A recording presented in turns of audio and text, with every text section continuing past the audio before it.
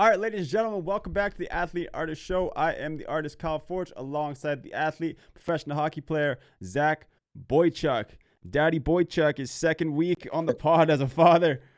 Chucky, I mean, we're in the off season, kind of the dog days of the off season, it seems like, in hockey. There's definitely some trade rumors going around. There's some talk about, free agents. Big thing that came out this week, the Happy Gilmore 2 movie, I think was a lot of fun. What do you want to start with? Do you want to start with Happy Gilmore, or do you want to start with the hockey talk? Yeah, I like the Happy Gilmore. I think just kind of everybody was talking about it, obviously coming out this week, kind of midsummer. A good time to come out because there's no hockey and nothing else to do during the summer and not much TV. So that was one where, you had to get the Netflix fired up again. And but a lot of mixed reviews, it felt like, online. Some people loved it and some people hated it. Yeah, I didn't look into the actual storyline before it came out or anything. Like, obviously saw the promo, I obviously saw the first movie, but I wanted it just to be like a completely fresh, without having like a preemptive opinion on what I thought the movie was going to be. And I started watching it last night, and then him just like killing his wife with like a drive or whatever. I was like, what? Oh my God. What a way to start the show. I was I was not expecting that at all. Yeah, just right into it. And I was watching with my girlfriend, Abby, and I don't even think she's seen Happy Gilmore 1. Like, it was filmed 30 years ago. So a lot of the storyline, like, she kind of had no idea what was going on. Oh, yeah. But I think for me, like, just the nostalgia, seeing the old actors come back to life like 30 years later, and then they just kill the wife like 5 minutes in. It's like, okay.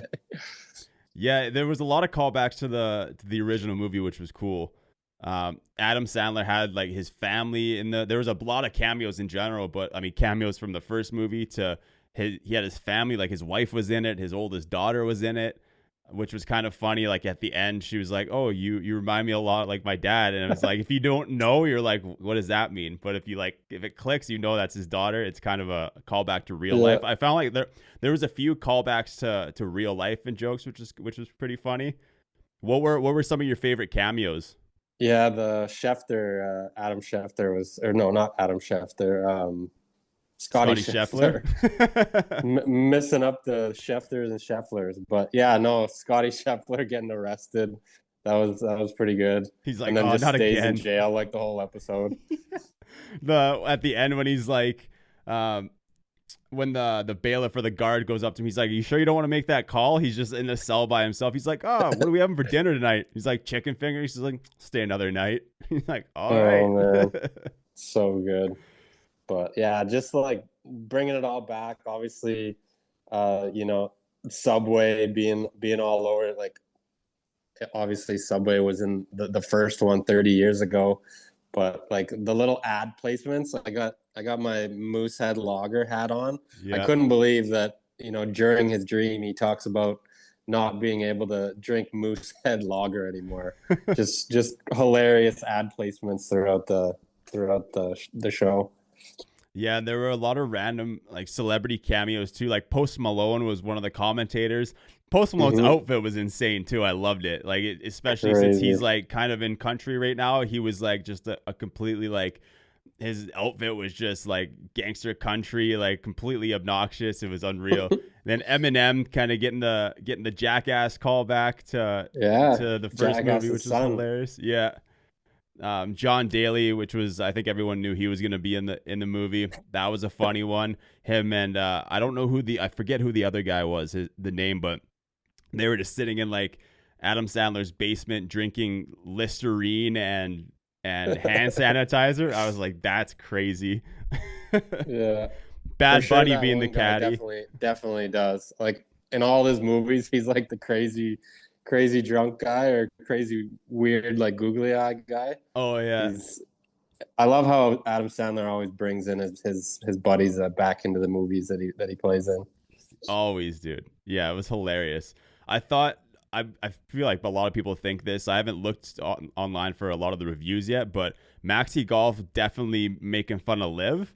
Yeah, the connection was definitely there. I felt like that part was just a little bit too like out there for me. Like by the end, it was kind of getting a little bit old. You know, too many fireworks, too many shiny lights. Like a lot of that was just like, you know, could have been done a little bit differently. I think that's where you see a lot of the negative reviews. Like Yeah. obviously you knew it was going to be like a kind of a stupid storyline or like not very serious, but um I feel like they could have went a little bit more realistic on that way. You have a guy driving the ball like 600 yards, like just a Yeah, little bit because crazy. like the Maxi like hip surgery or whatever, where they cut up part of Yeah, your tendon so you add the torque. Like that was pretty wild.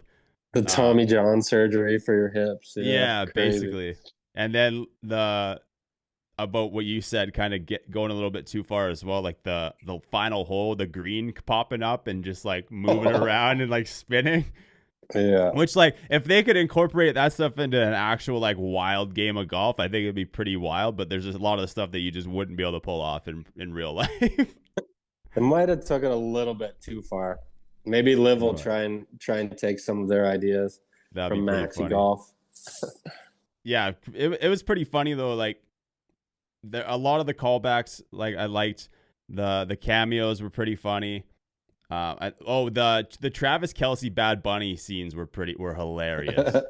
Yeah, those were really good At actually. first, I didn't even recognize Travis Kelsey, and I had seen like the Oh, articles of really? him. Yeah, I'd seen the social media of him before the movie came out of him and Bad Bunny having this scene, and then I forgot. And then when he came up on screen, it's like, wait, is that Travis Kelsey? And then when he finally had the scene with Bad Bunny, I was like, holy shit, that is like, He got a lot of lines in the show. Like for the yeah. celebrities, he probably got up near the most. Yeah, him and Bad Bunny had a bunch. Like Bad Bunny being the caddy was hilarious to me too. So I think good. I think Bad And then Bunny is like just an overall superstar. Like anything he does, obviously super talented in music, but then when he was doing the WWE stuff, had like a legit match, and he's athletic, and then he can act. Like he's an overall superstar talent.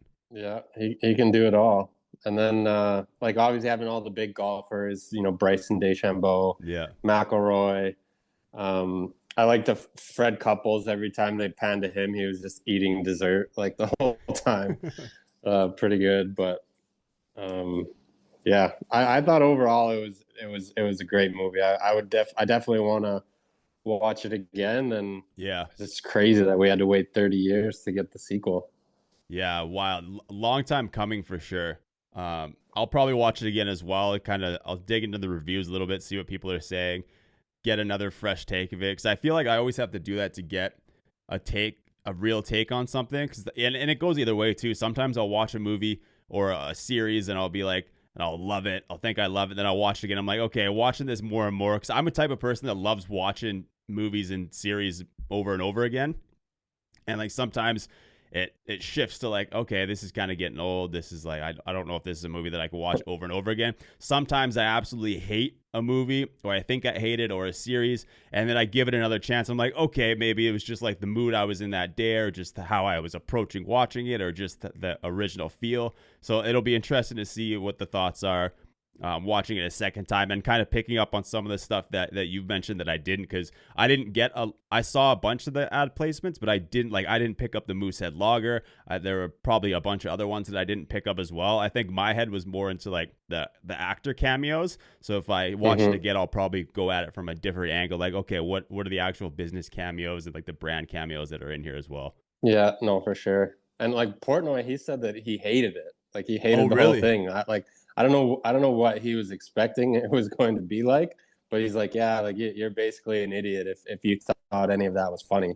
But like if you go back and watch the old, you know, any Adam Sandler movie, like Billy Madison, Happy Gilmore, like you know, Big Daddy, like all of them, like they're not for like the smartest guy in the room. They're Yeah. they're for like a break from reality.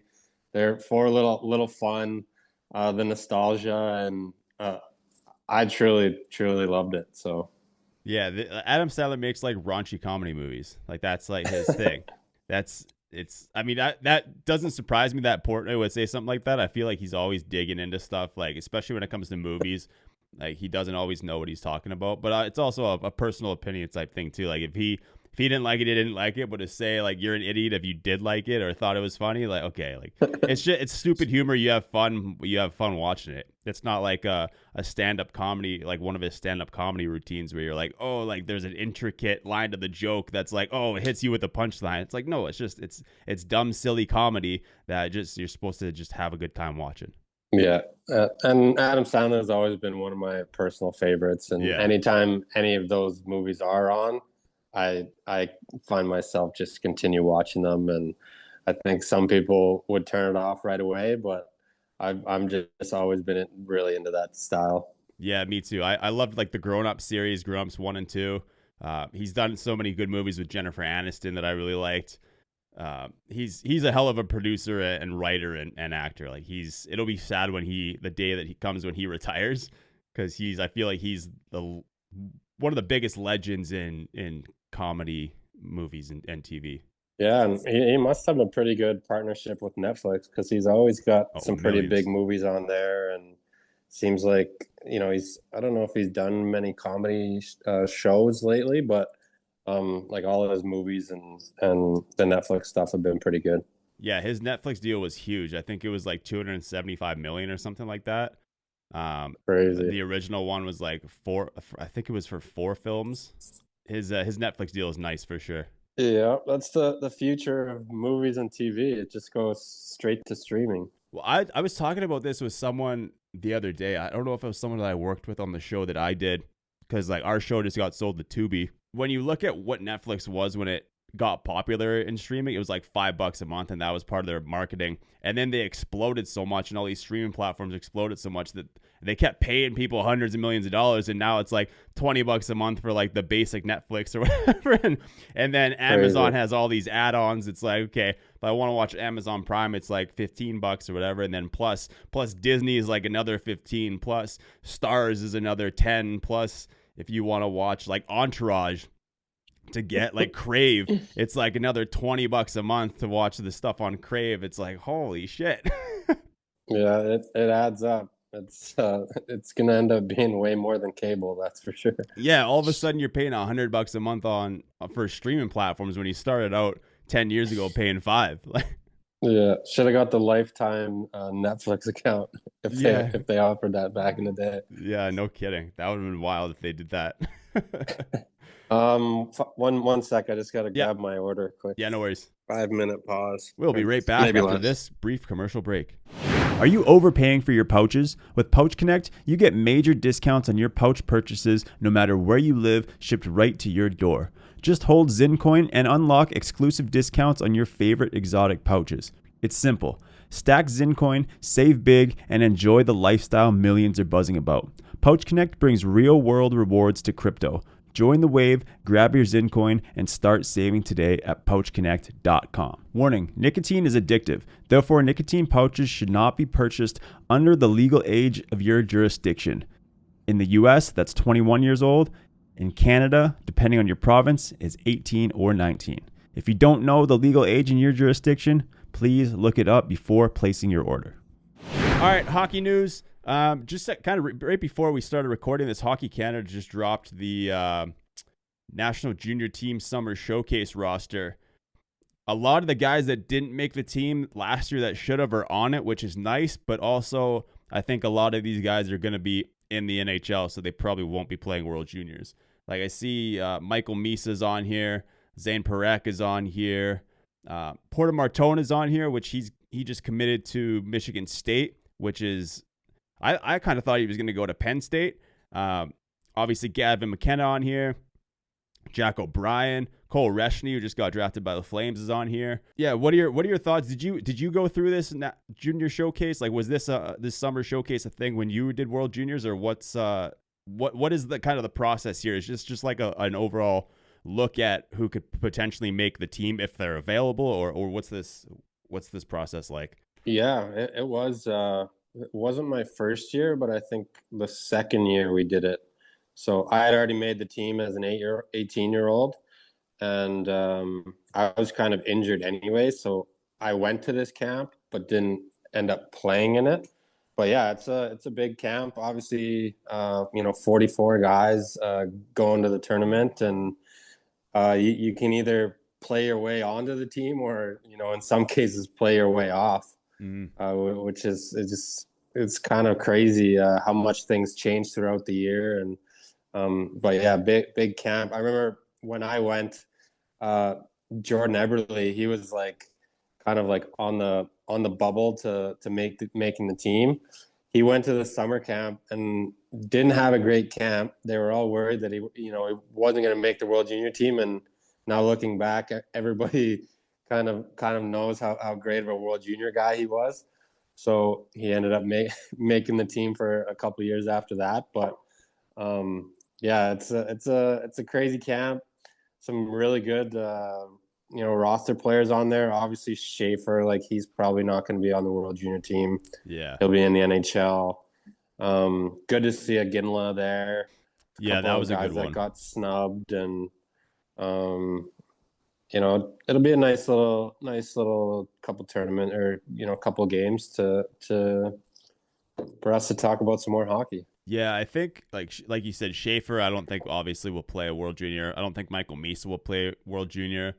Zane Parekh could go either way. Like if he starts the year with Calgary and does well, I think Yeah, he'll stay in the NHL. So, but I think Calgary should give him an opportunity because I mean, we've talked about it a lot before. You played with him a little bit at yeah, World Championships. He's got so much potential, and Calgary really needs that stud yeah. kind of defenseman, especially if they end up getting rid of Anderson, like it's kind of been the rumors. Oh yeah, he's rumored to get traded for quite a while. Yeah, Maybe for Robertson.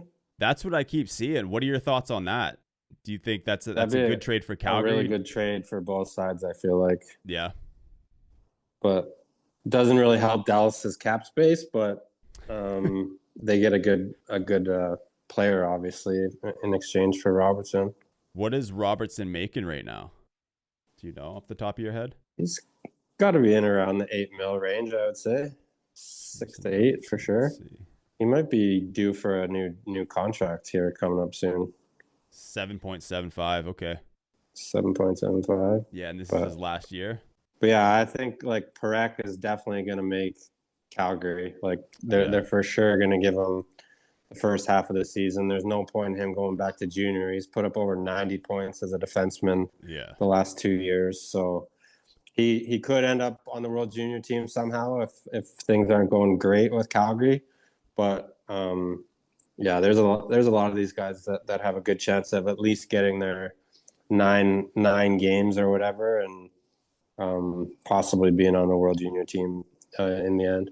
Do you think Parekh could have gone to the NCAA, or do you think going straight to the Um, NHL is a better move? I guess he I could. think I guess he he's can't go I to think the. he's ready Yeah. for the Okay. NHL, but I he's guess he can't go now. probably already signed a contract with the NHL, so he can't go to college, right? Right. Yeah. Because he played a couple games at the end of last season, so he couldn't have. But like, if he did, I think he. I mean, he probably would have just walked through the NCAA too. So I think you're right. I think him making the jump straight from junior to the NHL is the right move for him. But that's going to be like a question with a lot of guys now is, hey, like you're aging out, kind of not aging out fully of junior, but you're 18, too good, still too young for the AHL, but you're not ready for the NHL yet. So like taking potentially not ready for the NHL, or you could make that jump and maybe not get that extra step of development that you could have gotten if you did go the college route to really set yourself up for success in the NHL. So I think that'll be a lot of the question kind of moving forward over the next couple of years with some of these guys that are getting drafted, prove themselves in junior, want to take that extra step, but really want to make sure that they get that proper development as well. Yeah, and I heard with the new CBA, they've been talking about possibly on every AHL team you can have like one 19-year-old. So you can have one guy that's kind of, a special exceptional status where yeah, you're too good to go back to junior. Technically, like the rules right now, he would have to go back to junior, but there was a special exemption with Shane Wright in Seattle. Right. He played a little bit in the American League, so I think in the future it would be good to have one or two guys on each team. Obviously, you don't want everybody turning professional when they're 19 and they're not ready. You're either in the Yeah. NHL or in junior, but there's a couple guys that are too good for junior and probably even too good for the NCAA. So you go right into the AHL, which maybe they'll do that with Perek, but I think he'll probably be in the NHL. A lot of those guys, though, I think they'll make more go to the NCAA than they will play in the AHL. So like That's so true. That's another thing. Like you see with Gavin McKenna, it's rumored, I think we talked about last week, somewhere potentially between 500 700 grand. We talked about, I mean, the rumors from Porter Mortone originally getting offered like $250K, which weren't true, but I wonder how much he did get to go to Michigan State. Like these guys are making six figures playing in the NCAA, having an awesome experience in college, or they could go take a bus for 70 grand a year in the A, playing in the jungle. I'd be picking Michigan State 100%, especially with the facilities they have there. Yeah, I think and like they're probably flying private a lot of the time too. Like a lot of these, especially if they're traveling far. Like I don't think they're flying everywhere, but if they are traveling far, they're probably traveling private, especially at these big football schools. Like Penn State, definitely McKenna's not flying coach. No, they're on the nice planes, 100%. Any other hockey news that you wanted to get to, Chucky, before we kind of just covered the last couple things there with Anderson, Robertson, the World Juniors, and then some. I think in the next couple weeks or so, there might be some other trades, maybe some free agent stuff as we get into NFL starting on Friday with preseason. So we'll have some football to talk about, even though we're not huge football guys, but maybe we'll set up a little fantasy league for us this year, and we'll see kind of how things go. I'll get the tiers or the tissues ready for my tiers for the Carolina Panthers this year. See how much money we lose on them. Maybe they'll turn the corner this year. They're gonna. I mean, they really need a quarterback, but if they can get one of those guys to play well quarterback, they're spending money elsewhere. So you never know. True. Yeah. But not a lot of hockey stuff to talk about. I've been watching a little bit of Three Ice. They partnered with the NHL and have been playing a little bit on the NHL Network once a week. And I watched a couple of these like random 3-on-3 leagues. I wish we had something like that in Calgary, where the big name guys, there's whether it's 4 or 8 teams playing 3-on-3 against each other 1 or 2 nights a week. I think that would have been cool to have something like that in Calgary. You see it in Minnesota in the Beauty League or whatever. There's a big one in Montreal called the Living Sisu League, and then now the Three Ice is down in Florida. A lot of players go down there, so a little bit of hockey throughout the summer, but nice to get a little break from it for sure.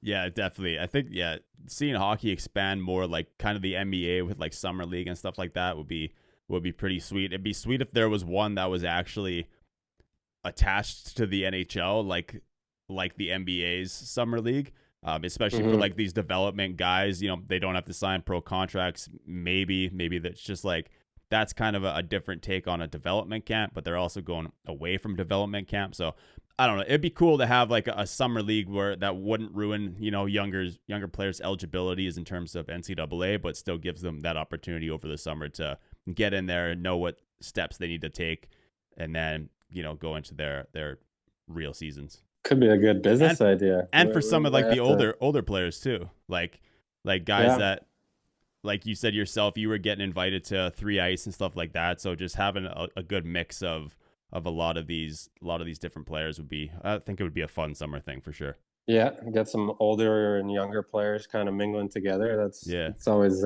exciting. See if Crosby would play in a league like that in a few years. Probably 8.7. You'd have to give him 8.7, yeah. All right. Well, actually, right before we go, how's the training going with the new squad? Really good. Yeah, we had a couple skates last week, and A lot more guys are starting to show up. There's a couple of imports in town now, so officially, I think we got a fitness testing coming up on the third, and we got medicals coming up on the second. So, yeah, we're in the final stretch before all the European training camps start up. That's got to be an interesting time to go through with a new kid. You know, always busy. It's funny too Yeah. because I thought we were gonna be like taking a break from the pod when you had the kid, especially because like I was kind of planning on it from like a month away from August, and then the kid came early, and I was like, okay, well, I guess we're just gonna roll right through it. Yeah, just got to figure out the routine now. It's Yeah, obviously, a little bit less sleep, but you just kind yeah, of figure it all out. And I know it's been good. for sure. All right, well, shorter episode this week. Next week we have a guest coming on. I don't want to leak the guest yet, just in case something happens. We have to reschedule, but great guest lined up for next week. Football next week. Chucky, get as much rest as you can with the baby and trading and just everyday life out there in Slovenia. I hope you're enjoying it. Congratulations again, and we will see everybody next week. Peace.